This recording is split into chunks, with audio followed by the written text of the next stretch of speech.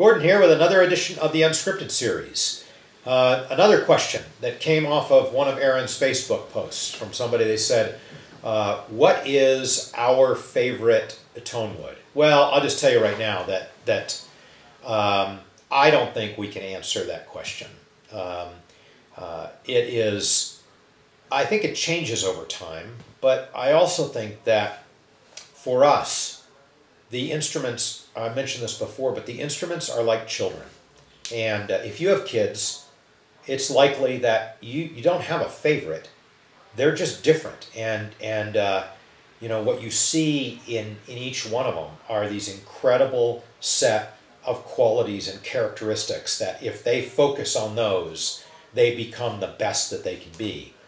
And you know, as they go into college, you don't put them all down the same academic path. You want them to go after the things that they love and do best at. Well, it's the same with our instruments and with the Tonewood. You know, there are times when, for instance, I just love, you know, myrtle.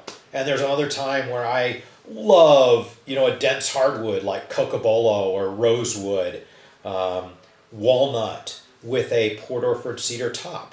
And there's another time that I just love Alcoa and so on and so on. And I think my feelings have changed over time, and maybe it's the more instruments that we built, the more my mind has opened up. But, you know, there used to be a time where I would say to people, don't ever put spruce on a tenor or smaller. And while I still believe that if you're going to do a softwood top on a tenor or smaller, Port Orford cedar is the way to go for out of the gate volume and openness and tone.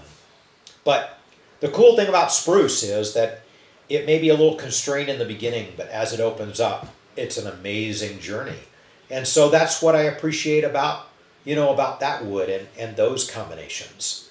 Sometimes what turns me on is just the incredible figure in a set of wood that also has great tone. When I look at some of the varieties of myrtle, I'm just blown away.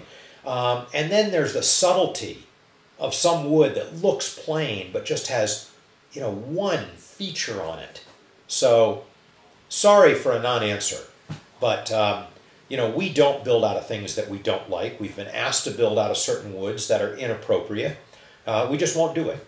If we're not going to be proud of the results, acoustically and aesthetically, we won't build out of it. And if we do build out of it, you know, I'll guarantee you we're gonna love what that wood produces.